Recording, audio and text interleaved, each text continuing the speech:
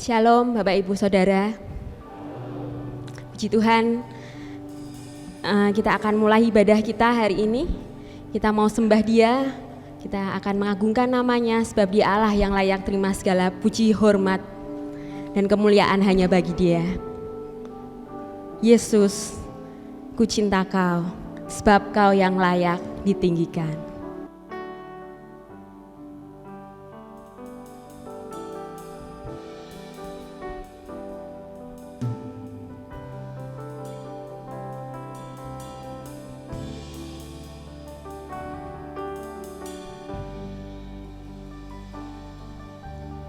Yesus, ku cinta Kau, ku tinggikan, ku agungkan.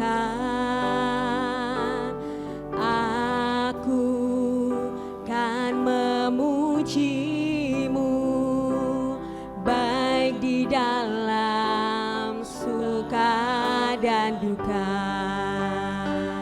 Sebab Kau layak terima pujian, sebab Kau layak terima pujian, sebab Kau layak ku agungkan. Yesus, Raja di atas segala raja.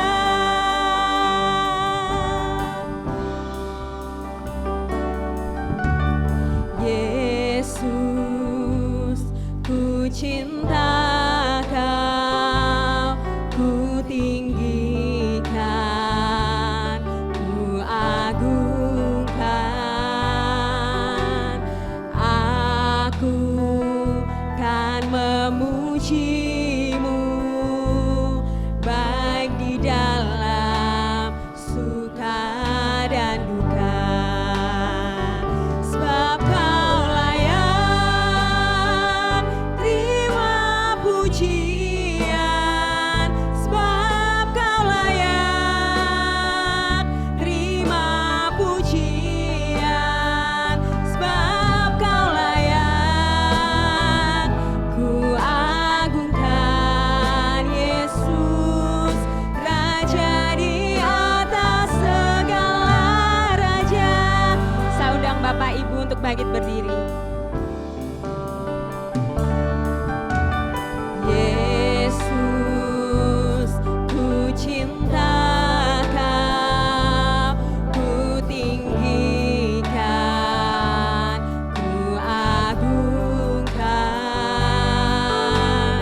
Aku kan memuji-Mu, baik di dalam suka dan duka. Sebab Kau layak terima pujian.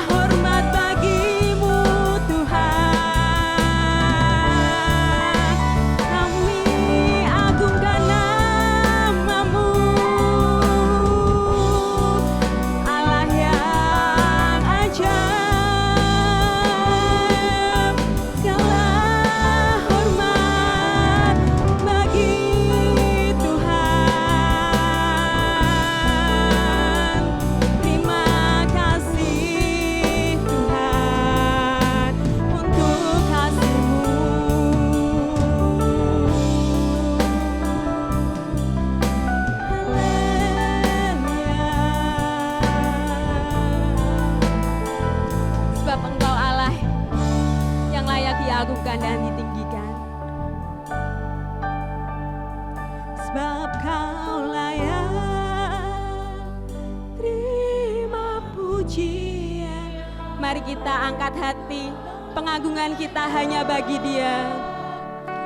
Terima pujian, sebab Kau layak,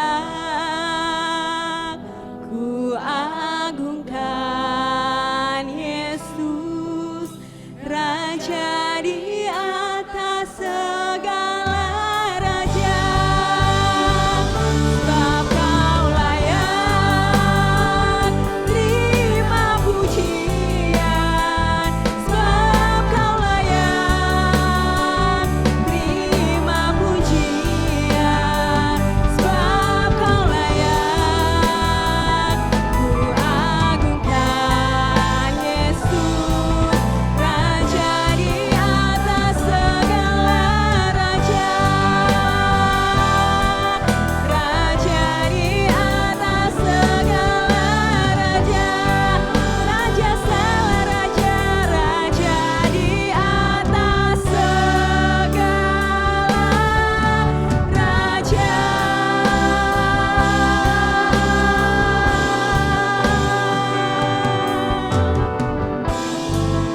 Haleluya. Terima kasih Tuhan, Engkau Allah, Raja di atas segala raja, Tuhan kami Yesus Kristus. Kami bersyukur Tuhan untuk pagi ini, Tuhan memberi kesempatan untuk setiap kami Tuhan ada di rumah Tuhan saat ini. Kami akan memuji, meninggikan dan memuliakan nama-Mu ya Bapa. Kami percaya Tuhan Yesus hadir di tengah kami Tuhan, dan Engkau disukakan lewat pujian kami Tuhan. Memberkati Tuhan ibadah kami, baik secara onsite maupun online. Tuhan kiranya pimpin dan sertai dari awal hingga akhir. Terima kasih Bapa, Roh-Mu saja yang bertahta di atas setiap pujian kami. Dalam nama Tuhan Yesus Kristus, kami sudah berdoa dan bersyukur. Haleluya. Amin. Silahkan duduk Bapak Ibu Saudara. Di dalam namanya ada kuasa, yaitu nama Tuhan kita Yesus Kristus.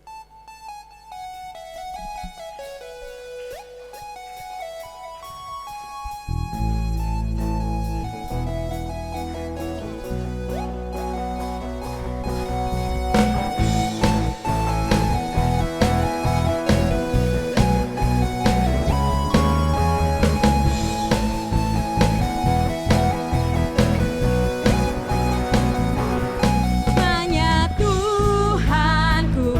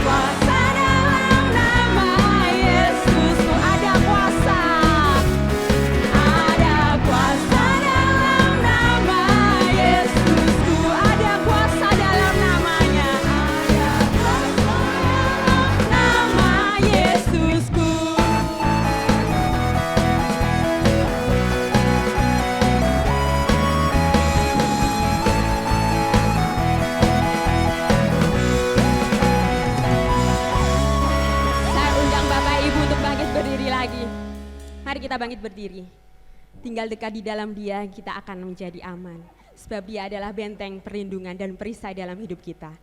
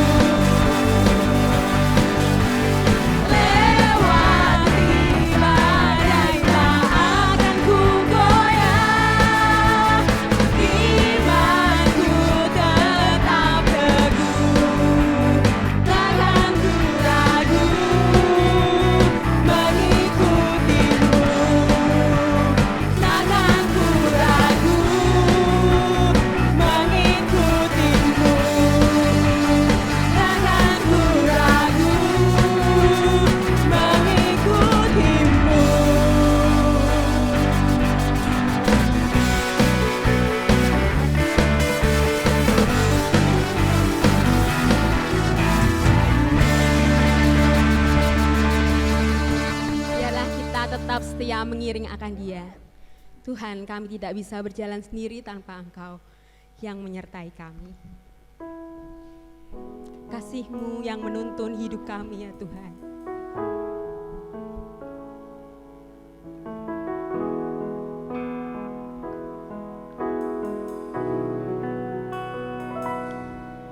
Kasih Yesus indah dalam hidupku, menghiasi hati dan jiwaku. Ku tak dapat hidup tanpa kasih-Mu Tuhan. Pegang tanganku sepanjang jalanku. Kasih Yesus mengalir dalamku seperti sungai yang tak pernah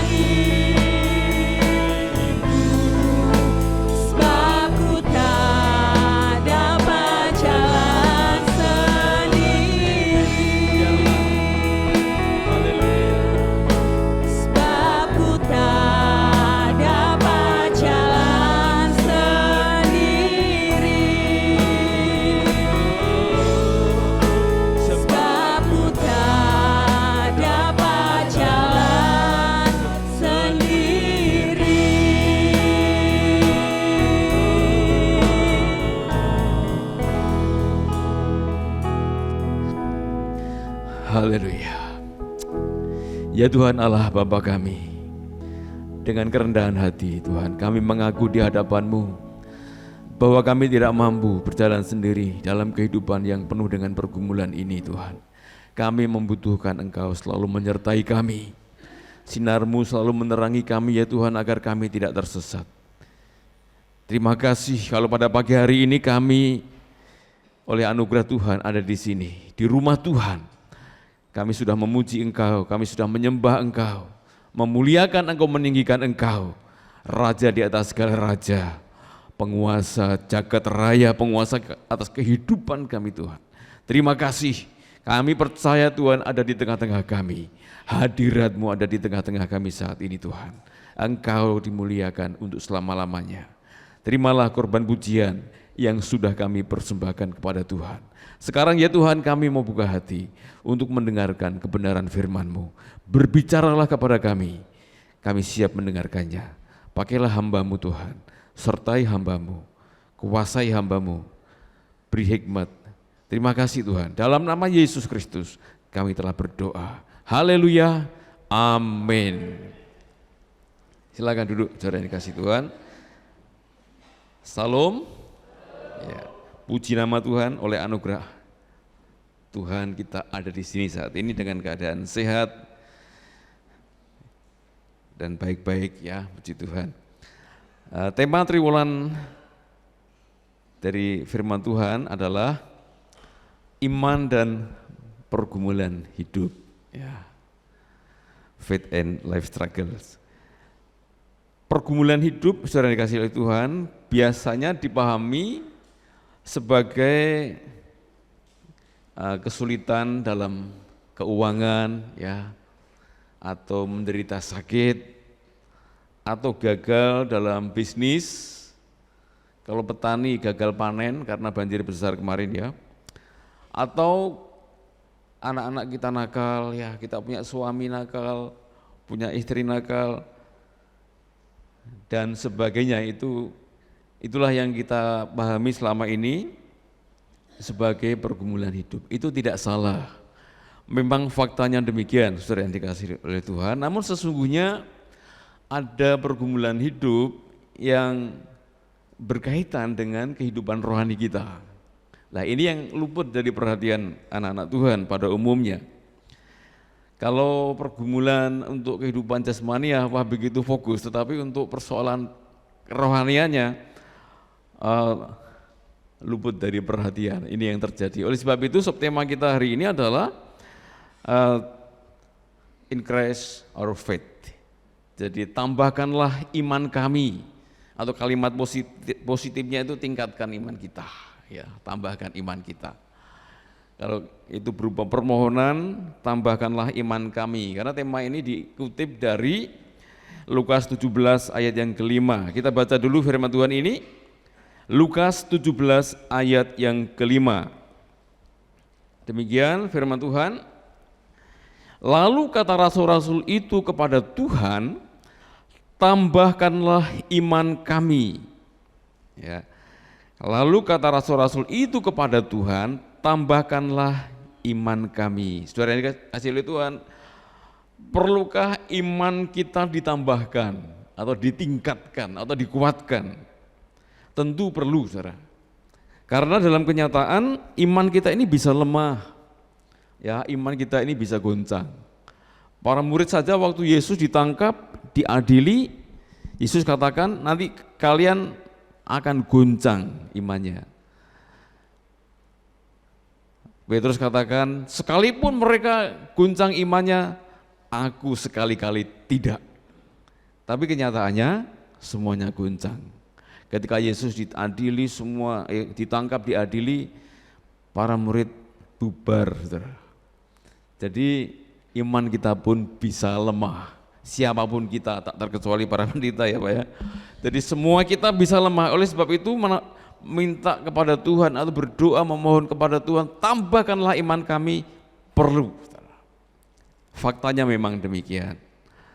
Nah, pertanyaannya sekarang, mengapa ya iman perlu ditambahkan? Ya, mengapa iman perlu ditambahkan? Karena yang pertama, kita harus menghadapi penyesatan. Nanti kita akan perdalam, saudara. Ya, yang kedua, karena kita harus mengampuni orang yang bersalah kepada kita. Itu konteks dari tambahkanlah iman kami di sini, saudara ya.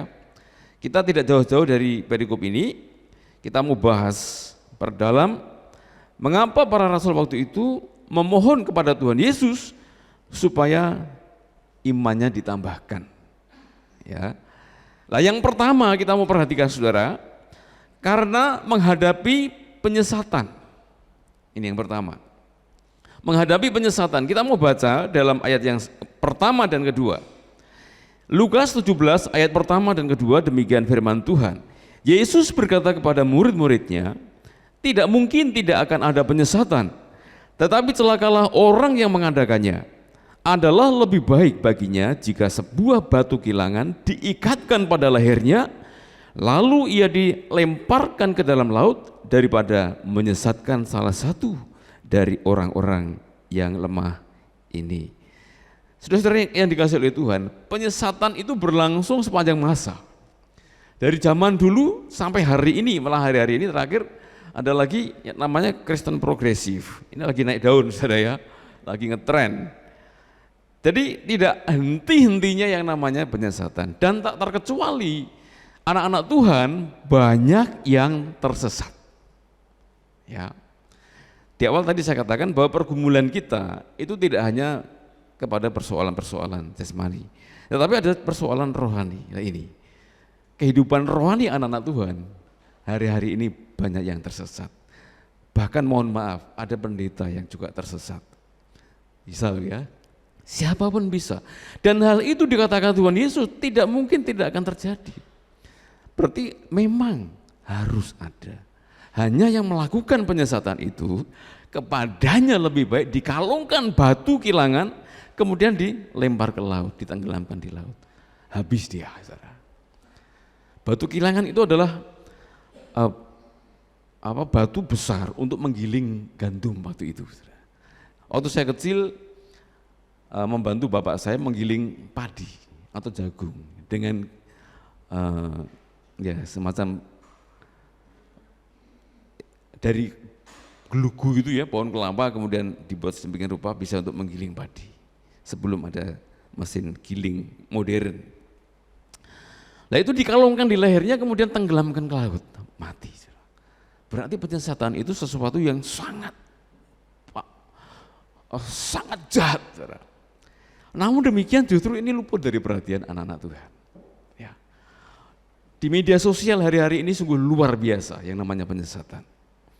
Bahkan orang yang dulunya seorang Kristen kemudian menyeberang ke sana dan jadi penyesat, ngobrak-abrik Alkitab. Ya, ayat-ayat Alkitab diobrak-abrik, ditafsirkan semau sendiri. Dan banyak orang-orang Kristen kemudian mengikuti dia karena dia pikir ini logis. Ya, saya tidak perlu bahas lebih dalam, nanti malah saya kena pasal penistaan agama. Saudara-saudara. Jadi ini mengerikan. Bagi Tuhan penyesatan itu sangat jahat. Dan yang melakukannya layak untuk dikalungkan kepadanya batu kilangan, tenggelamkan ke laut. Sangat jahat. Saudara yang dikasihi Tuhan, maka Tuhan Yesus mengingatkan para murid supaya mereka hati-hati. Ya, dalam khotbah tentang akhir zaman berkali-kali Tuhan Yesus katakan waspadalah terhadap penyesatan. Waspadalah terhadap penyesatan. Itu dari zaman Tuhan Yesus sudah diingatkan ya.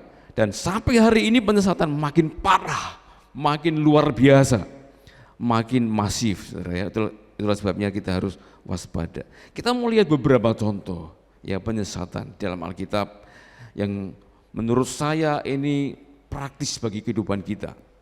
Penyesatan dalam terjemahan firman Allah yang hidup itu tidak ada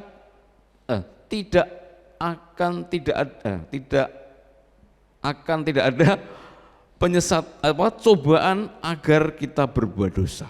Jadi cobaan, godaan, ya, sandungan, bahasa Yunani adalah skandalon, batu sandungan, batu sentuhan. Tidak mungkin tidak ada agar kita berbuat dosa.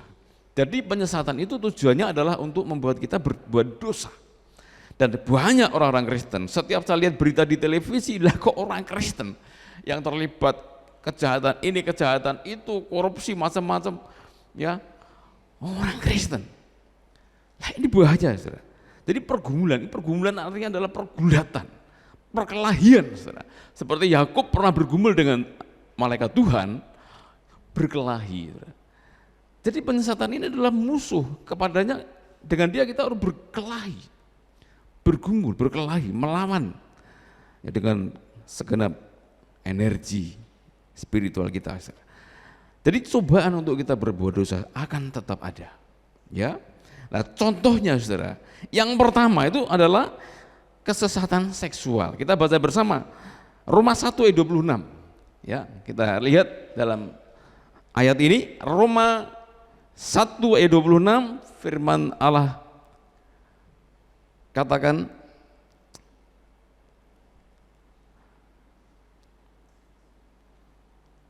demikian saudara yang dikasihi Tuhan, karena itu Allah menyerahkan mereka kepada hawa nafsu yang memalukan, sebab istri-istri mereka menggantikan persetubuhan yang wajar dengan yang tidak wajar. Ya, persetubuhan yang wajar dengan yang tidak wajar. Seolah-olah ini begitu vulgar, ya, begitu kelihatan porno seperti itu ya. Tetapi ini juga bagian kehidupan kita, saudara, yang harus diperhatikan dengan baik, saudara. Ya, kita lihat sisi kekudusannya, saudara. Ya, kalau kita mendengar tentang seksual, saudara, jangan kemudian kita merasa jijik, ya. Padahal kita memang diciptakan Tuhan itu sebagai makhluk seksual. Adam, Hawa ini kan laki-laki, wanita ini jelas makhluk seksual. Tapi ketika dibahas sisi kekudusannya, wah, merasa jijik, saudara. Namun kenyataannya banyak orang-orang Kristen pun, anak-anak Tuhan pun, murid-murid Tuhan, sepanjang masa banyak yang tersesat secara seksual. Ini jemaat Roma, itu jemaat Roma, orang-orang yang telah dipilih dan diselamatkan oleh Tuhan. Tetapi dikatakan di sini sampai Allah itu membiarkan mereka, saking sulitnya mereka dibina, saudara, ke dalam hawa nafsu yang memalukan. Jadi Tuhan itu kalau sudah ingatkan, sudah nasihati, sudah perintahkan, tetapi masih ngayal, sudah karep-karepmu. Nah, ini sepanjang masa terjadi, saudara. Jadi persetubuhan yang wajar dengan yang tidak wajar. Persetubuhan yang wajar itu hanya boleh dilakukan di dalam pernikahan yang kudus. Di luar itu apapun modelnya, saudara, itu sesat seksual. Ya, saya mau katakan di sini, saudara, ini pergumulan kita dan harus dihadapi dengan iman yang teguh. Fakta. Fakta di lapangan, saudara, mengerikan. Bahkan barusan saya mendengar cerita dari seorang hamba Tuhan di sini. Ya, ada seorang WL, pemimpin pujian. Kemudian hari-hari ini punya LEL atau PIA. Pia, bukan pia kacang hijau, saudara, bukan. Pria idaman lain. Pil, pil. Pria idaman aneh. Saudara, ini kenyataan, saudara. Jatuh, itulah sesat seksual. Mari anak-anak muda juga perhatikan di sini, jangan sampai engkau jatuh ke dalam sesat seksual. Contoh yang kedua, sesat pergaulan. Kita lihat 1 Korintus 15, ya, 1 Korintus 15 ayat yang ke-33. Ya. 1 Korintus 15 ayat yang ke-33. Jangan kamu sesat, pergaulan yang buruk merusakkan kebiasaan yang baik. Jadi pergaulan kita itu bisa tersesat, bisa merusak kebiasaan kita yang baik. Ada kesaksian seorang anak pendeta, saya baca di majalah Raja Wali, majalah anak-anak muda Kristen, saudara. Dia dari kecil dibawa oleh papahnya ya kepada Tuhan, sekolah minggu ya, di keluarga diajak doa bersama, belajar firman Tuhan bersama, bertumbuh luar biasa. Tetapi ketika SMA bergaul dengan teman-teman gak semuanya baik. Bahkan ada teman-teman yang menggunakan narkoba. Akhirnya singkat cerita dia terjebak ke situ, memakai narkoba. Rusak. Akhirnya tinggalkan pelayanan, tinggalkan ibadah, sering tinggalkan keluarga juga demi teman-temannya itu. Hancur, saudara. Kemudian setelah menjadi mahasiswa, dia mengalami kecelakaan. Nah disitulah dia sadar bahwa ini teguran Tuhan, peringatan Tuhan, bahwa saya telah tersesat dalam pergaulan yang buruk. Akhirnya dia bertobat, kembali kepada Tuhan, menjadi anak Tuhan yang baik dan menjaga pergaulan. Ini kenyataan saudara, tidak sedikit anak-anak Tuhan yang biasanya baik-baik, rohani, ibadahnya setia, pelayanannya baik, tiba-tiba hancur gara-gara salah pergaulan. Itulah sebabnya jangan sesat pergaulan saudara, jaga diri, ya hati-hati dalam bergaul. Yang ketiga, sesat ajaran. Ibrani 13 ayat 9 ya. Ibrani 13 ayat yang ke-9. Demikian firman Tuhan. Janganlah kamu disesatkan oleh berbagai-bagai ajaran asing, sebab yang baik ialah bahwa hati kamu diperkuat dengan kasih karunia dan bukan dengan pelbagai makanan yang tidak memberi faedah kepada mereka yang menurut aturan-aturan makanan macam itu. Saudara, konteksnya waktu itu adalah bahwa jemaat itu dibingungkan dengan aturan soal makanan, terutama memang ini backgroundnya ini kan jemaat yang dari Yahudi, orang-orang Yahudi.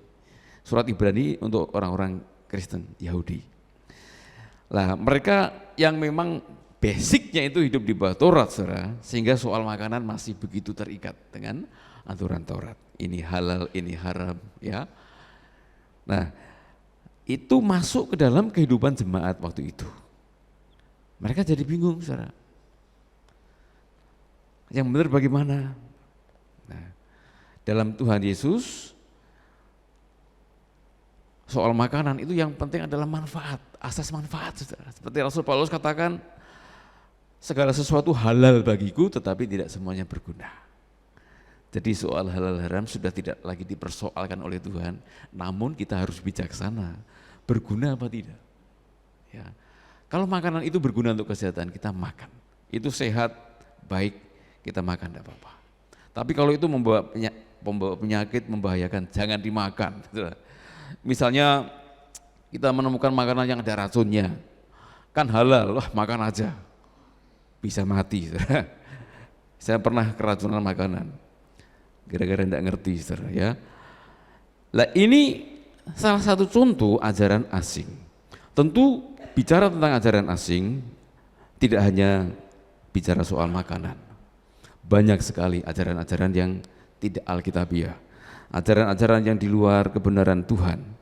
Dan itu bisa menyesatkan kita, saudara. Siapapun kita bisa tersesat. Maka hati-hati. Di media sosial memang sudah tidak bisa lagi dibendung, saudara. Tidak bisa lagi dicegah bahwa ajaran sesat itu terus ada di sekitar kita. Yang paling penting adalah kita banyak baca Alkitab, saudara. Ya, banyak baca Alkitab, sudah nggak usah terpengaruh yang macam-macam. Jangan juga terpengaruh tafsiran yang menyimpang ya dari maksud firman Tuhan itu sendiri. Jadi ajaran asing itu begitu banyak orang yang tersesat. Dulu saya punya teman, saudara. Temannya wah luar biasa, guru sekolah minggu yang sangat baik dan juga cerdas, saudara. Tapi kemudian bergaul dengan saksi Yehova. Nah, karena kedekatan, lalu pikiran mulai bekerja, saudara, logika main, wah ini logis. Ajaran saksi Yehova ini logis. Ikut saksi Yehova. guru agama bahkan saudara, guru agama juga guru sekolah minggu bisa tersesat dan macam-macam dan sebagainya saudara. Hati-hati ya, jangan sesat ajaran.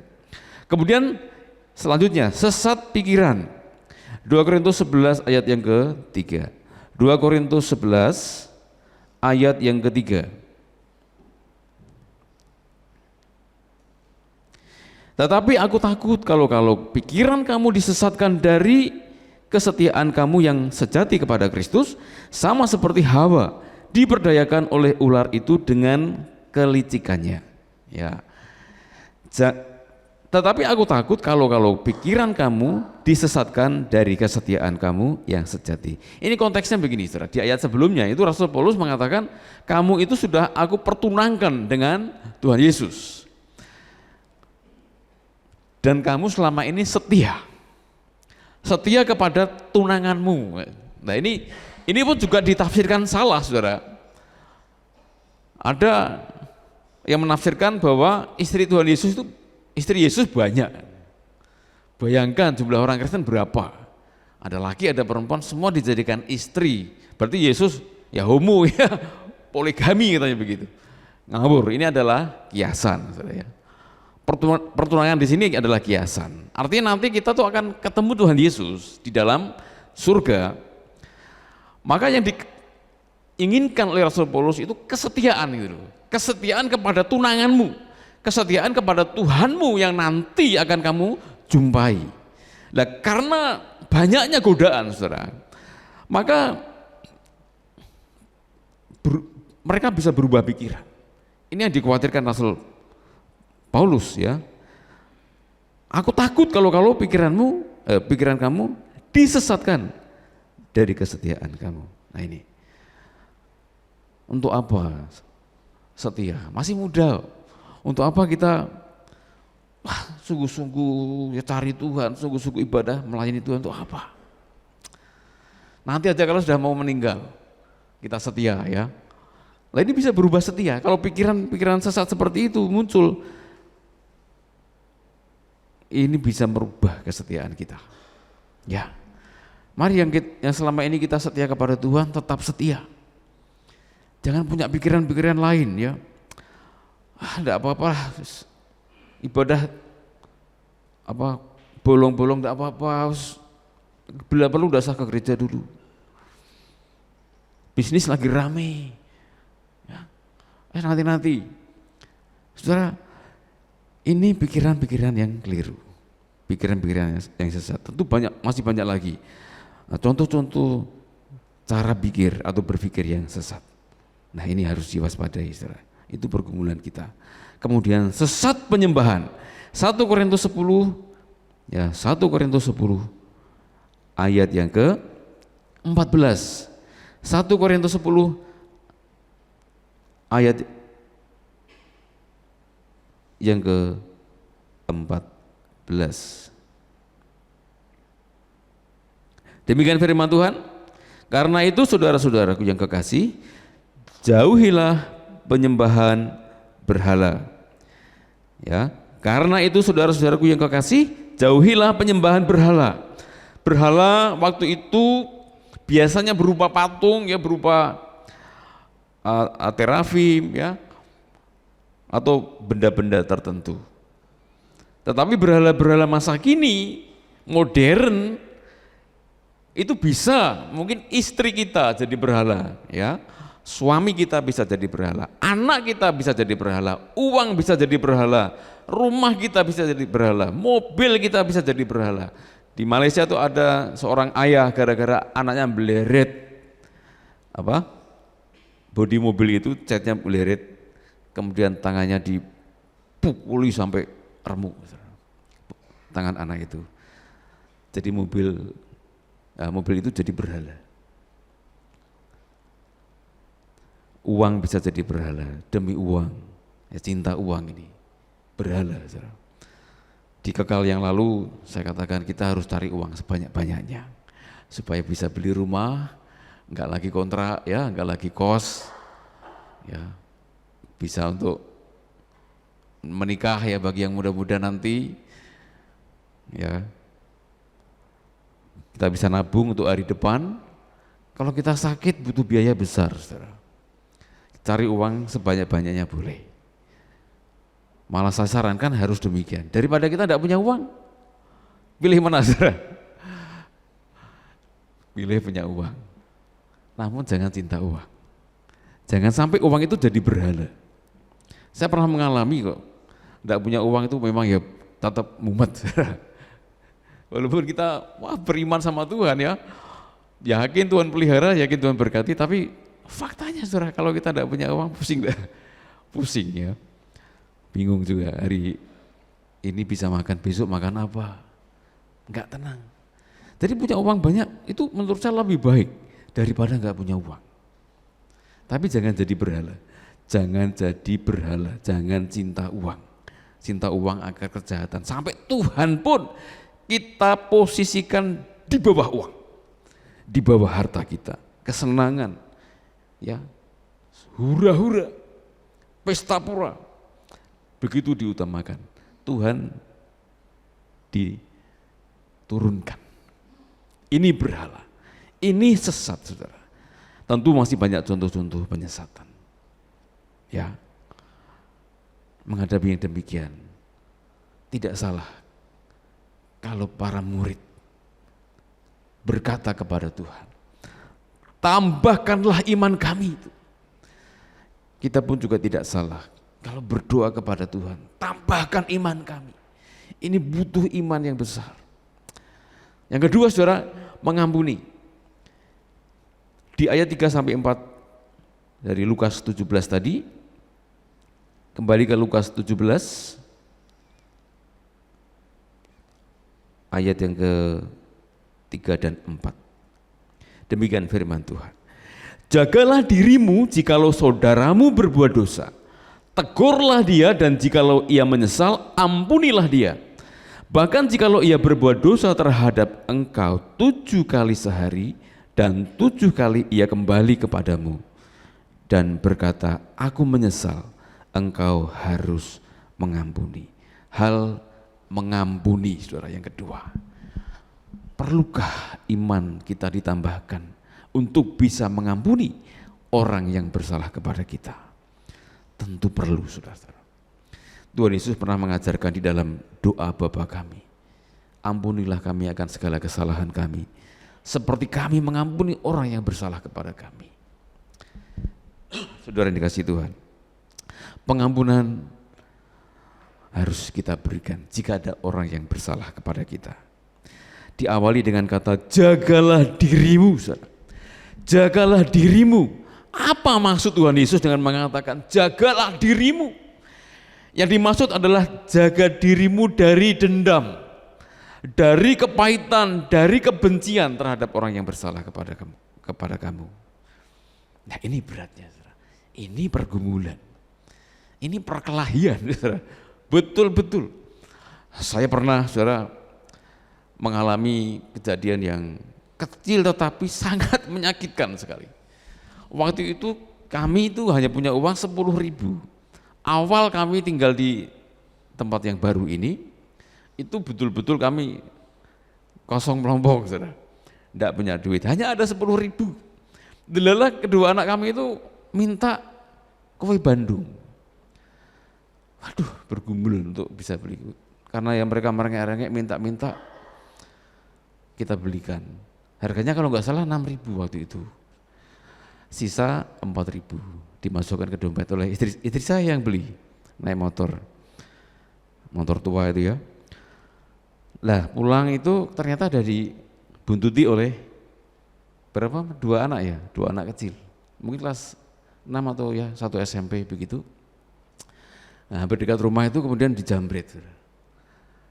Digantung tas kresek, dompetnya taruh juga di tas kresek, habis semua. Sak dompet-dompetnya isinya uang 4.000. Sampai rumah tidak bawa apa-apa. Cerita dicop jambret orang. Anak-anak berdiam 1000 bahasa. Saya juga diam 1000 bahasa. Mau ngomong apa? Kecil memang, tetapi kalau saudara bayangkan kondisi waktu itu, ini menyakitkan. Bahkan saya sempat berpikir, ini kalau saya yang dijambret, tak kejar, tak tendang. Waktu itu, orang ngerti nih, kayak punya duit itu. Ada segitu, anak minta kayak dari jambret. Kalau saudara bayangkan kondisi waktu itu, pasti saudara juga merasa.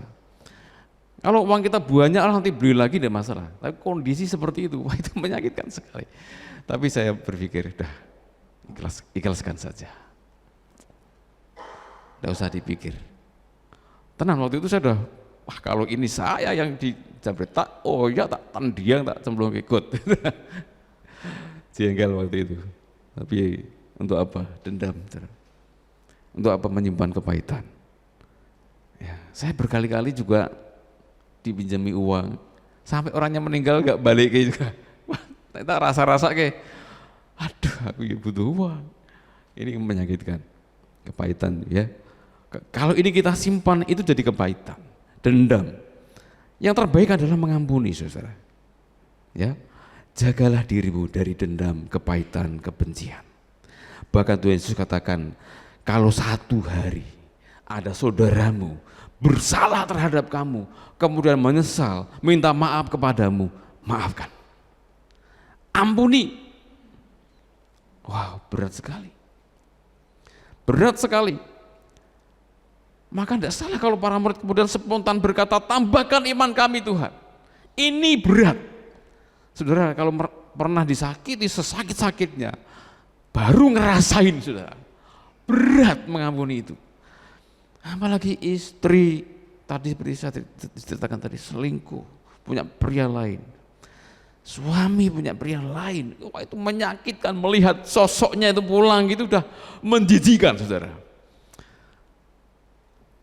Sakit, sakit sekali.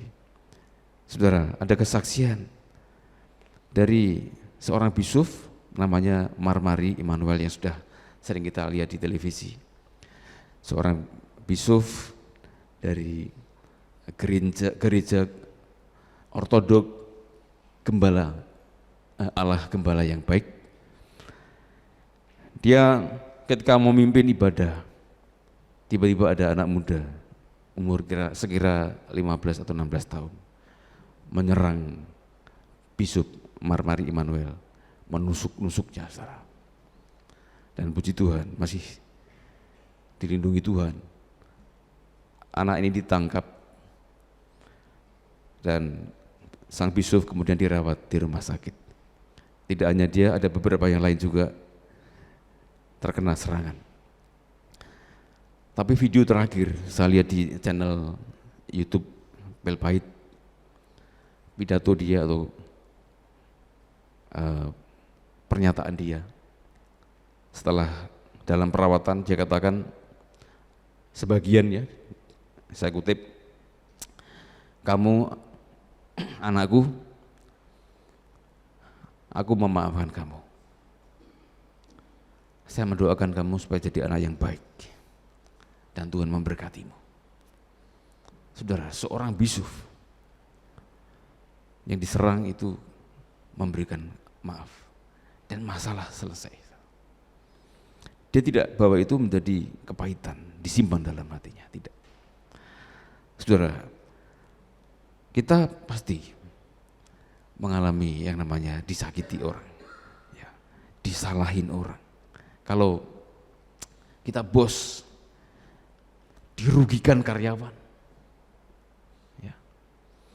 Atau karyawan pernah dimarah bos sampai sakit hati. Di Jakarta kita lihat berita, sampai kemudian majikan perempuannya dibunuh saudara, karena dikata-katai oleh majikannya. Ada juga yang malah anaknya yang dibunuh. Jadi dimanapun saudara, hal menyakiti, merugikan, mengecewakan, ini bisa terjadi. Tak terkecuali di keluarga, di gereja bahkan saudara. Di gereja bisa terjadi saudara. Mungkin selama ini pun saya juga pernah menyakiti saudara, pernah bersalah kepada saudara. Itulah sebabnya saudara harus mengampuni saya. Amin. Nah, kalau saudara bersalah sama saya, tidak usah tak ampuni. Oh enggak, harus juga tak ampuni. Jadi dimanapun saudara, mengampuni ini berat sebenarnya, berat sekali. Saudara, ada pernyataan dari Dr. Rizal Saldi dari halodoc.com ya tahun 2023, tepatnya Januari yang lalu. Saya lihat di situs halodoc.com ini, dia mengatakan bahwa dendam itu, kepahitan itu berdampak buruk bagi kesehatan mental dan kesehatan fisik kita. Panjang lebar sih, dicontohkan begini, kesehatan mental ini bahkan merusak relasi. Jadi kalau orang sudah dendam, kepahitan, itu merusak relasi dengan orang lain. Kemudian juga dia sendiri stres berkepanjangan. Padahal orang yang stres itu memicu sakit macam-macam. Dendam juga bisa membuat hidup tidak tenang, tidak nyaman, gelisah terus. Saudara mau seperti itu? Ini secara mental, saudara. Kemudian belum secara fisik. Disebutkan antara lain di situ bisa hipertensi. Jadi yang normal pun bisa hipertensi. Bahkan bisa serangan jantung. Saya tidak katakan bahwa serangan jantung selalu dipicu oleh karena dendam. Ya, kita ikut kehilangan ya saudara kita yang baru saja dipanggil Tuhan karena serangan jantung. Tapi enggak, saya katakan enggak semua serangan jantung karena dendam. Tapi dendam itu bisa mengakibatkan serangan jantung, bahkan artritis. Ya, pengeroposan tulang. Mari saudara. Bisa juga menyebabkan kolesterol menimbun. Saya waktu tes mau menjadi anggota KPPS itu didapati kolesterol saya dinyatakan tinggi. Sampai Bu Mika dengar itu, wah Paro bahaya, harus dikendalikan. Saya katakan, tenang Bu. Ya, saya dengar di pernyataan Dr. Rizal ini, ya sempat mikir, kolesterol saya tinggi, wah ini, nah saya dendam, bisa menumpuk, ada menumpuk penyumbat pembuluh darah koroner. Jadi walaupun kolesterol tinggi, asal gak punya dendam, mudah-mudahan atau harap peredaran darah tetap lancar.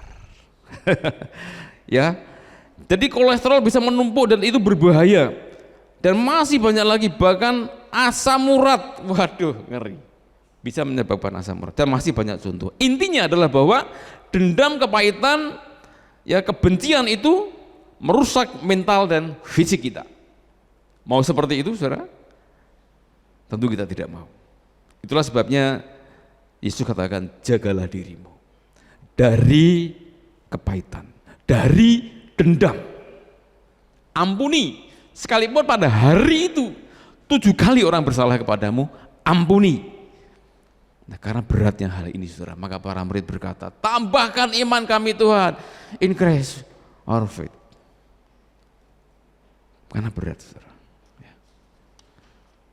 Tambahkan iman kami. Iman adalah saluran anugerah Allah. Menghadapi penyesatan, mengampuni orang yang bersalah kepada kita, berat. Dibutuhkan iman. Mengapa? Karena iman itu saluran anugerah. Bahkan untuk kita selamat pun dari kebinasaan kekal, untuk beroleh keselamatan, untuk beroleh hidup kekal, harus dengan iman. Iman kepada Tuhan Yesus. Maka anugerah keselamatan diberikan kepada kita. Tidak ada saluran lain. Perbuatan baik, amal kebaikan itu bukan saluran anugerah. Saluran anugerah Allah adalah iman. Maka dengan beriman, kita yakin Allah mengalirkan kemampuan kepada kita, memberikan hikmat kepada kita, sehingga kita bisa mengampuni, bisa mengatasi penyesatan. Jadi dengan kita percaya kepada Tuhan, maka Allah berikan kepada kita kemampuan, hikmat, pengertian, pertolongan. Ya. Maka tidak salah kalau kita minta, Tuhan tambahkan iman kami, tambahkan imanku Tuhan. Pertanyaannya, perlukah iman itu untuk menghadapi hal itu harus dengan iman yang besar, Ternyata jawaban Tuhan Yesus ini seolah-olah nyeleneh, saudara. Seolah-olah loh saya katakan, bukan nyeleneh sungguh. Di ayat yang ke-6 coba kita perhatikan, jawab Tuhan, kalau sekiranya kamu mempunyai iman sebesar biji sesawi saja, kamu dapat berkata kepada pohon ara ini, terbantunlah engkau dan tertanamlah di dalam laut, dan ia akan taat kepadamu. Saudara, jawaban Tuhan Yesus malah, ya, imanmu tak tambahi. No, saudara, bukan itu jawaban Tuhan Yesus. Justru dia katakan, sekiranya kamu mempunyai iman sebesar biji sesawi, kamu dapat berkata kepada pohon ara ini, terbantunlah engkau dan tertanamlah di dalam laut. Jadi bisa memindahkan pohon ara, tercabut ya akar-akarnya, kemudian tertanam di laut. Wow, dahsyat. Ternyata dengan iman sebesar biji sesawi saja sudah begitu dahsyat, saudara. Tetapi jangan dipahami sebagai harafiah. Nanti saudara pulang ke rumah, di depan rumah ada pohon jambu, dengan dalam nama Yesus pohon jambu pindah ke Belumbang. Atau kamu dengan iman biji sesawi bisa memindahkan gunung, lalu gunung Ungaran kita pindahkan. Bukan itu maksudnya. Itu adalah kiasan. Secara kontekstual kita memahami bahwa yang dimaksud pohon ara di sini adalah tadi penyesatan dan mengampuni tadi itu. Artinya dengan iman sebesar biji sesawi, walaupun kecil tapi hidup, itu bisa melakukan perkara yang besar. Bisa mengatasi penyesatan, bisa mengatasi dendam, dengki, kepahitan. Ya. Jadi yang dimaksud pohon ara adalah pergumulan tadi itu. Pergumulan dalam konteks ini. Menurut Tuhan Yesus tidak harus gede-gede banget lah. Tentu Tuhan Yesus juga tidak mengatakan nggak boleh kamu punya iman yang besar, bukan. Tapi dengan iman kecil aja sudah hebat. Ya tentu dengan iman yang besar lebih hebat lagi. Nah persoalannya di sini adalah iman kita ini loh. Iman kita ini yang kadang begitu lemah. Begitu mudah kita jatuh, begitu mudah kita ambruk, saudara, dalam menghadapi pergumulan. Maka tidak salah saya katakan, kita berdoa, minta tambahkan iman kami. Tapi kalau iman kita masih kecil, saudara, tapi kalau imanmu hidup, sungguh-sungguh percaya sama Tuhan, sudah luar biasa, sudah hebat, ya, sudah luar biasa. Tuhan adalah sumber kekuatan kita, yang memberi kita kekuatan, termasuk kekuatan iman, sehingga kita dapat mengatasi penyesatan. Saya tidak rela, saudara, ada jemaat di sini atau saudara-saudara tersesat. Saya kasihan, saya bergumul memikirkan banyak sekali anak-anak Tuhan yang tersesat, dan juga ada banyak yang menyimpan dendam. Mengampuni, lega, saudara, enak. Saya merasakan dalam hidup saya tidak pernah menyimpan dendam. Saya pernah difitnah mengerikan sekali, tapi saya tidak ada dendam. Ketemu orangnya saya biasa aja, sudah tak maafkan. Walaupun kalau menurut Tuhan Yesus harus minta ampun baru dimaafkan. Kalau saya tidak minta maaf pun saya ampuni. Bagi saya itu lebih baik menyehatkan saya sendiri. Saudara ingin sehat rohani, ingin sehat jasmani, lepaskan pengampunan, tapi miliki iman. Enggak salah kita berdoa, tambahkan iman kami Tuhan. Haleluya. Tuhan memberkati kita semua. Amin. Engkaulah kekuatanku.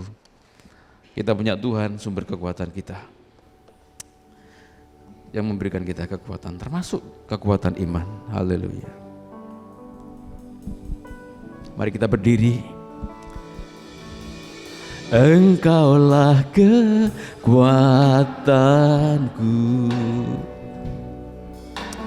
tempat perlindunganku saat badai menerpa. Aku tak akan goyah, aku tak akan goyah, sebab Kau sertaku. Engkaulah kekuatanku. Haleluya. Engkaulah kekuatanku, tempat perlindunganku saat badai menerpa. Aku tak akan goyah, aku tak akan goyah, sebab Kau sertaku. Sejauh langit dari bumi, haleluya. Sejauh langit dari bumi, begitu besarnya kasih-Mu. Penuhi hati kami yang rindu menyembah-Mu, Yesus. Sejauh langit dari bumi, begitu besarnya kasih-Mu. Kaulah Tuhan, kekuatanku, sukacitaku. Engkaulah kekuatanku, Engkaulah kekuatanku, tempat perlindunganku saat badai menerpa. Aku tak akan goyah, aku tak akan goyah, sebab Kau sertaku.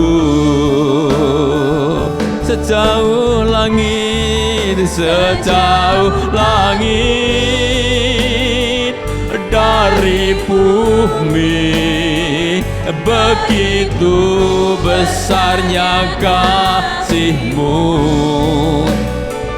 Penuhi hati kami yang rindu menyembah-Mu, Yesus. Sejauh langit dari bumi, begitu besarnya kasih-Mu. Kaulah Tuhan, kekuatanku, sukacitaku.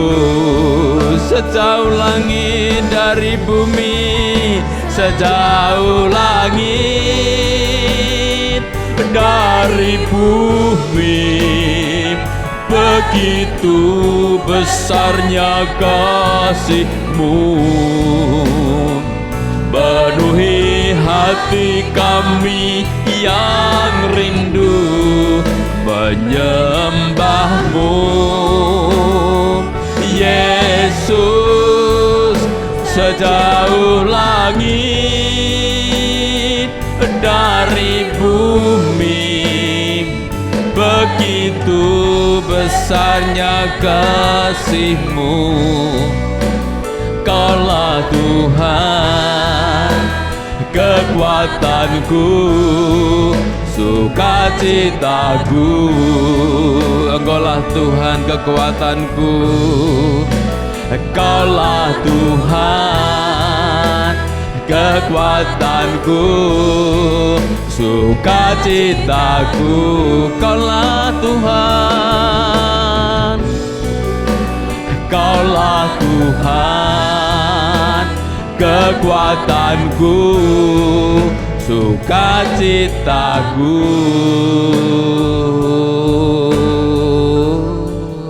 Oh haleluya, terima kasih. Terima kasih Tuhan.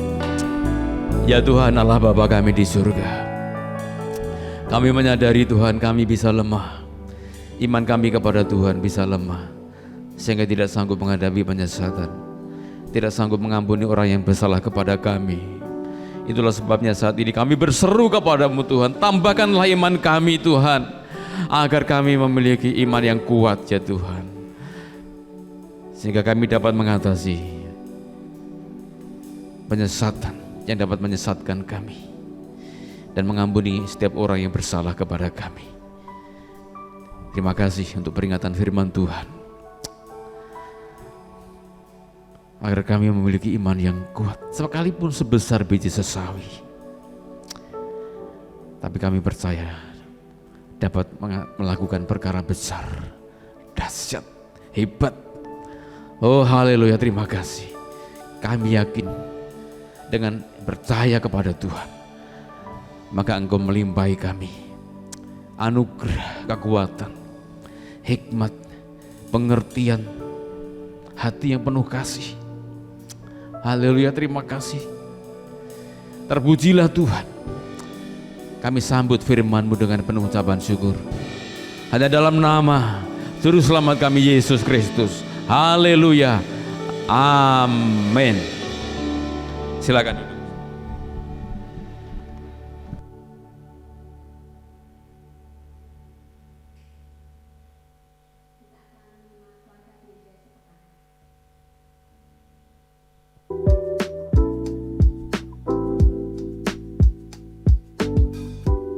Shalom jemaat Tuhan yang terkasih, puji Tuhan, pada hari ini kita telah terberkati dengan firman Tuhan yang telah disampaikan melalui hambanya, Bapak Pendeta Muda Aristarkus Suharto. Dan kita akan berjumpa kembali pada Ibadah Raya hari Minggu, tanggal 5 Mei 2024, dengan pembicara Bapak Pendeta Hosea Editiono. Dan berikut warta sepekan yang akan kami sampaikan. Ikutilah ibadah secara onsite dengan setia di Gereja Bethel Indonesia Hosana Semarang setiap minggu pukul 7 pagi. Ibadah online dapat Anda ikuti melalui channel YouTube GBI Hosana Semarang pukul 6 petang. Persembahan dapat dimasukkan ke dalam kotak persembahan yang telah disediakan. Dan persembahan juga dapat ditransfer melalui Bank Tahapan BCA atas nama Bapak Supriyanto DRS dengan nomor rekening 898-512-6263 atau melalui Ibu Lindasari di Toko Dinar Stationery, Jalan Krakatau Raya, Semarang. Bagi adik-adik yang terkasih, ikutilah ibadah anak Bethel Indonesia setiap minggu pukul 7 pagi di ruang sekolah minggu Gereja Bethel Indonesia Hosana Semarang. Bagi pemuda remaja yang terkasih, ikutilah ibadah pemuda dan remaja Bethel Indonesia setiap Sabtu pukul 6.30 petang di Gereja Bethel Indonesia Hosana Semarang. Demikian warta sepekan yang dapat kami sampaikan. Terima kasih atas perhatiannya. Tuhan Yesus memberkati. Pengumuman selanjutnya, berita duka telah berpulang ke rumah Bapa di surga, Bapak Nathanael Andi Mulyono, 41 tahun, putra Bapak dan Ibu Handoko, pada hari Selasa 23 April 2024 dan telah dikebumikan pada hari Sabtu 27 April 2024. Segenap keluarga besar GBI Hosana Semarang turut berempati dan mendoakan keluarga yang ditinggalkan diberikan penghiburan dan kekuatan.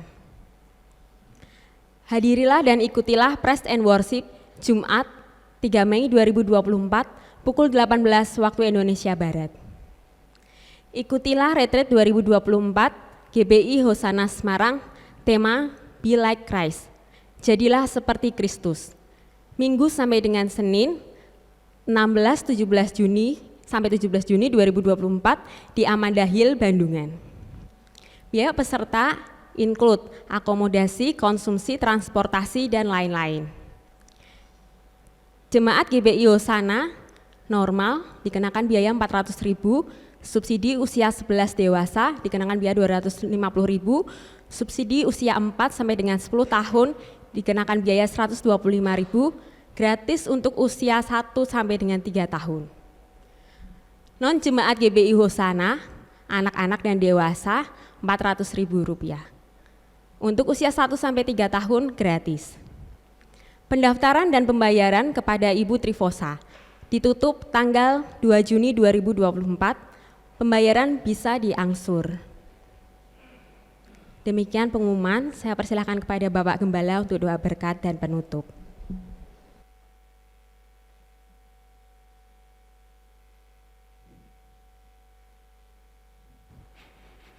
Mari Bapak Ibu kita akhiri ibadah kita berdiri sekali lagi. Tuhan, terima kasih pada akhir ibadah kami pagi ini, kami sekali lagi mengucap syukur untuk kehadiran Tuhan di tengah-tengah ibadah kami, untuk pujian, untuk pemberitaan firman-Mu. Kami percaya Tuhan lewat firman-Mu pagi hari ini, increase our faith, kami percaya Engkau meningkatkan iman kami. Berkati hamba-Mu Pak Arto yang sudah membagikan berkat firman Tuhan buat kami. Kami percaya Tuhan di tengah-tengah masalah, persoalan, pergumulan kehidupan, tanpa Engkau menyertai kami, menambahi iman percaya kami akan kandas. Tetapi karena Allah yang kami sembah lebih besar dari masalah kami, maka kami akan berkemenangan di dalam Engkau. Berkati hamba-Mu Pak Arto dan keluarga, berkati di tengah-tengah komunitas yang mungkin belum mengenal Engkau, menjadi saksi hidup bagi kemuliaan nama Tuhan, bahwa perlindungan kami di dalam tangan Engkau. Berkati setiap kami yang sudah hadir pagi ini, dan berkati juga sebentar pemirsa ibadah online sebentar petang. Kami percaya Engkau memberkati setiap orang yang sungguh-sungguh mencari Tuhan. Berkati bangsa dan negara kami Indonesia. Kami rindu suku-suku bangsa di seluruh Nusantara. Mereka boleh berbalik dan mencari Allah yang benar di dalam Engkau.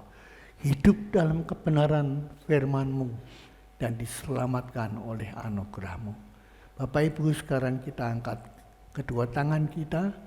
Terimalah berkat Tuhan pagi hari ini, kasih Allah Bapa, pengorbanan Yesus Kristus Tuhan di Golgota, untuk menebus melayakkan kita menjadi anak-anak Allah dalam dimensi waktu tanpa batas, ditebus, diselamatkan menjadi ahli waris surga, dan persekutuannya yang intim melalui Roh-Nya yang kudus, terus menyertai memberkati engkau, apapun yang engkau kerjakan, dibuat Tuhan berhasil dan diberkati. Tuhan memberkati engkau dan melindungi engkau. Tuhan menyinari engkau dengan kasih karunia-Nya. Dan pagi ini Tuhan menghadapkan wajah-Nya kepadamu untuk memberikan damai sejahtera Allah. Hari ini, esok, sampai Maranatha, Yesus datang kembali. Yang percaya berkata, Amin.